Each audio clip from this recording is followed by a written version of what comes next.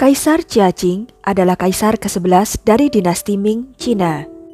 Ia naik tahta setelah Kaisar Chengde meninggal tanpa keturunan. Jika sebelumnya Kaisar Chengde menyimpan begitu banyak selir hingga mereka kelaparan dan mati karena bahan makanan yang tidak cukup, beda lagi dengan yang dilakukan Kaisar Jiaqing. Namun tidak kalah kontroversialnya. Dikenal sebagai kaisar yang kejam dan mementingkan diri sendiri, Kaisar Jiaqing mengabaikan urusan negara selama puluhan tahun. Ia begitu terobsesi dengan ramuan keabadian yang diambil dari ratusan gadis muda yang dibiarkan kelaparan dan kehausan. Kelakuannya yang brutal dan super kejam terhadap para wanita ini menimbulkan pemberontakan oleh para dayang-dayangnya, hingga suatu malam sang kaisar nyaris mati di tangan mereka. Namun sayangnya pemberontakan tersebut gagal. Mereka kemudian disiksa dan harus mati dengan kepala terpotong. Bagaimana kisah lengkapnya? Yuk, langsung aja tonton video ini sampai habis. Sebelumnya, silakan subscribe dulu channel ini serta nyalakan loncengnya untuk mendapatkan kisah-kisah menarik dari tokoh-tokoh yang terkenal di dunia. Kaisar Jiaqing terlahir dengan nama Chu Houchong. Dia adalah anak sulung dari Chu Youyuan dan sepupu dari kaisar sebelumnya, Kaisar Chengde. Di usia 14 tahun, Chu Houchong diangkat menjadi kaisar menggantikan Kaisar Chengde yang meninggal tanpa meninggalkan keturunan. Kaisar Chengde meninggal pada tahun 1521.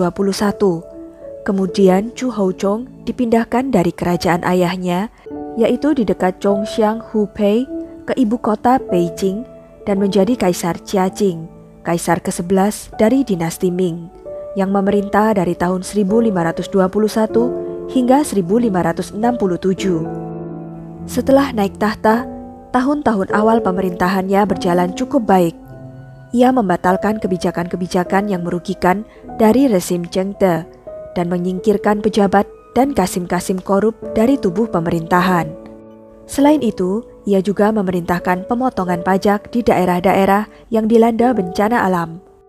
Wanita-wanita yang ditawarkan padanya sebagai hadiah dikirim kembali pulang.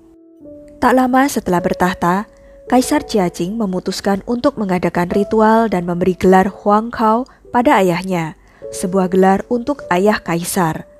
Hal ini diprotes oleh banyak menterinya yang menganggapnya tidak sesuai dengan tradisi, karena ayah Kaisar Jiaqing bukan kaisar, sehingga tidak memenuhi syarat untuk mendapat gelar itu, di mana menurut aturannya adalah agar seorang kaisar yang bukan keturunan langsung dari kaisar sebelumnya harus diadopsi oleh kaisar yang sebelumnya lagi.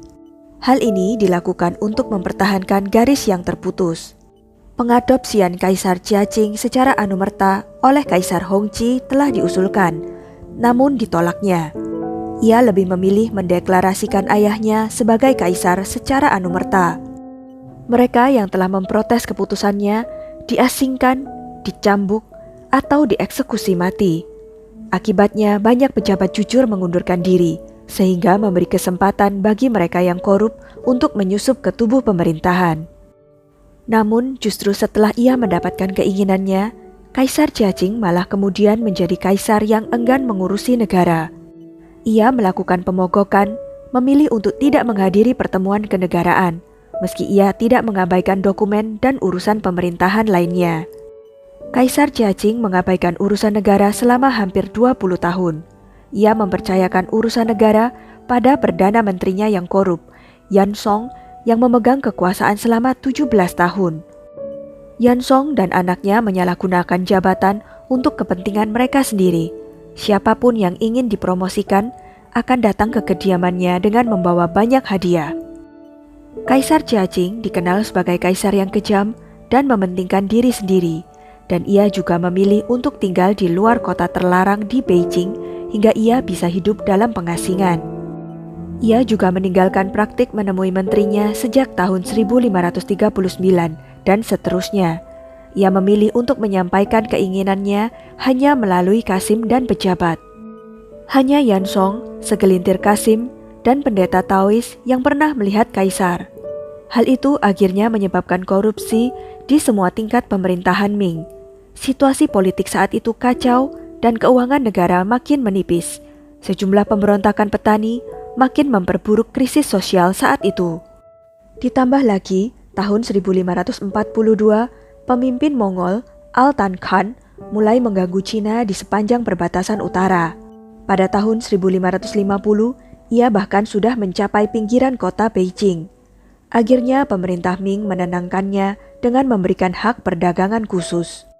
Lalu ada juga serbuan bajak laut Wokou Jepang yang menyerang garis pantai Tenggara, sehingga mulai tahun 1550, Beijing diperbesar dengan penambahan kota luar.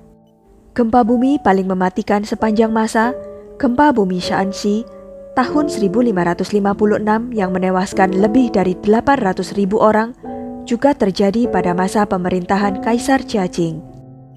Kaisar Jiaqing juga dikenal sebagai seorang yang bertemperamen kasar. Ia memperlakukan wanita-wanita di istananya dengan kejam. Mereka sering dipukuli hanya karena kesalahan kecil. Lebih dari 200 orang dari mereka tewas karena perlakuan yang buruk. Kaisar Jiaqing juga seorang yang percaya tahayul dan terobsesi mencari rahasia keabadian. Ambisinya akan keabadian membutakan matanya. Ia ingin hidup selamanya. Untuk itulah sang kaisar menjelma menjadi penguasa brutal. Ia sangat mempercayai keyakinan Taoisme, terutama yang mengenai ramalan dan alkimia. Salah satu ramuan alkimia yang ia gunakan sebagai ramuan keabadian adalah timbal merah, suatu ramuan yang berasal dari cairan merah kental para gadis muda yang belum pernah menikah. Selama masa pemerintahannya, ia memerintahkan sejumlah gadis pilihan yang berusia 13 hingga 14 tahun secara bergantian dibawa ke kota terlarang untuk dipanen. Untuk memastikan tubuh mereka tetap murni, makanan mereka dibatasi. Para gadis muda ini hanya boleh mengkonsumsi mulberry dan embun atau air hujan. Para dayang istana pun jadi korban praktek ini. Mereka yang sakit bakal ditendang keluar istana dan dipukuli. Tidak sedikit dari mereka yang mati kelaparan gara-gara diet mengerikan itu. Menurut aturan saat itu, setiap wanita yang bermalam dengan kaisar harus diberi gelar. Namun Kaisar Jiaqing sering lupa memberi mereka gelar setelah ia mendapatkan kepuasannya, sehingga semakin membangkitkan rasa tidak senang di kalangan wanita istana. Puncaknya, pada suatu malam di tahun 1542, sekelompok dayang yang terdiri dari 16 orang yang diprakarsai oleh selir kekaisaran Ning dan dipimpin oleh dayang Yang Qiying menyusup diam-diam ke kamar kediaman selir Duan, tempat Kaisar Jiaqing tidur malam itu. Saat selir Duan keluar dari kediamannya, sekelompok dayang berpura-pura melayani kaisar, kemudian mengikatkan seutas tali di sekeliling lehernya dan berusaha untuk mencekiknya. Namun karena gugup, dayang Yang Qiying salah membuat simpul, sehingga tali itu tidak secara maksimal mencekiknya. Karena mereka gagal menghabisinya, salah satu dari mereka, yaitu dayang Chang Qinlian, menjadi panik dan berubah pikiran, lalu pergi memberitahu Permaisuri Fang. Sementara itu, Kaisar Jiaqing melawan dengan sekuat tenaga. Dayang Yang lalu menarik tusuk konde perak dari rambutnya dan menikamkannya pada kaisar yang langsung tidak sadarkan diri. Saat itulah sang permaisuri datang disertai para prajurit, dan mereka semua pun diringkus. Ketika fajar menyingsing, mereka semua dihukum mati dengan kejam. Tubuh mereka diiris perlahan. Eksekusi itu dijuluki kematian oleh 1000 luka. Kepala mereka kemudian diputus dan dipertontonkan kepada publik sebagai peringatan bagi yang lain.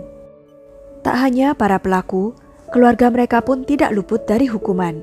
Bahkan selir Duan yang bermalam dengan kaisar di malam itu juga dihukum mati. Fakta bahwa penyerangan itu terjadi di kamarnya memberi alasan kepada Permaisuri Fang untuk menghilangkan saingan potensialnya di istana. Kaisar Jiaqing yang sempat tidak sadarkan diri murka saat mengetahui selir kesayangannya Duan dihukum mati. Apalagi belakangan terbukti ia tidak terlibat dalam penyerangan tersebut. Sang permaisuri pun diasingkan. Saat kebakaran menimpa sebagian istana, Kaisar Jiaqing menolak menyelamatkan Permaisuri Fang. Ia pun tewas di tengah kobaran api. Walaupun Kaisar Jiaqing lolos dari penyerangan itu, ia kehilangan sebuah matanya. Malu dengan penampilannya, ia tidak pernah hadir rapat-rapat kenegaraan. Tidak ada seorang pun dari luar istana dalam boleh melihat wajahnya kecuali Yan Song, si Perdana Menteri korup kepercayaannya. Ia mengasingkan diri ke bagian barat kota terlarang.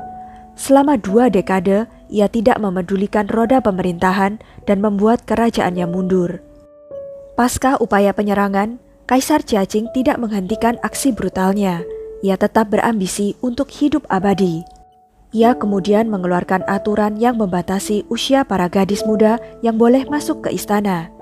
Pada tahun 1547, 300 gadis muda berusia antara 11 dan 14 tahun dikirim ke istana untuk dijadikan dayang. Pada tahun 1552, 200 lainnya dipilih jadi pelayan istana, tapi batasan usia diturunkan menjadi 8 tahun. 3 tahun kemudian, pada tahun 1555, 150 gadis muda di bawah 8 tahun dibawa ke istana. Mereka semua bertugas menyediakan bahan baku untuk ramuan keabadian sang kaisar. Kaisar Jiaqing juga banyak mengambil gadis-gadis yang baru memasuki usia remaja untuk bermalam dengannya, yang diyakini menambah kekuatannya. Ia juga memerintahkan pendeta-pendeta Tao untuk mencari mineral-mineral langka dari seluruh penjuru negeri untuk dibuat obat panjang umur dan awet muda, termasuk zat merkuri yang membahayakan kesehatan. Obsesinya ini memperburuk kondisi keuangan negara dan mendapat banyak tentangan dari berbagai pihak. Setelah 45 tahun bertahta, Kaisar Jiaqing wafat pada tahun 1567 di usianya yang ke-59 tahun. Kemungkinan besar karena overdosis zat merkuri yang terkandung dalam ramuan keabadian yang ia konsumsi selama hidupnya. Kemudian Kaisar Jiaqing digantikan oleh anaknya, Chu Chai-ho. Masa bertahtanya yang panjang menjadikan Kaisar Jiaqing sebagai Kaisar Ming kedua yang paling lama berkuasa setelah cucunya, Kaisar Wanli. Walaupun pada masa pemerintahannya keadaan negara relatif stabil, kemerosotan mulai tampak pada akhir abad ke-16 karena ia banyak mengabaikan tugas sebagai kepala negara. Sekian kisah dari Kaisar Jiaqing. Jangan lupa untuk klik like, share, subscribe, dan komen ya. Sampai jumpa lagi di video-video selanjutnya.